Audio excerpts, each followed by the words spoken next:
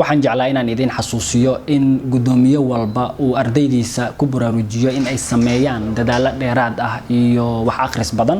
maadaama marka jaamacadaha la furo kadib xaaladda coronavirus waxa ugu horeeya ay wajihi doonaan ay tahay galida imtixaanaadka taas oo runtii iyadan u baahan in markaasi loo diyaar garoobo waxa kaloon idinkula dardaarmi lahaa jaalayaal inaad ilaashataan midnimadiina iyo midda guud ee ardayda maanta adinka garab iyo walaal isku ah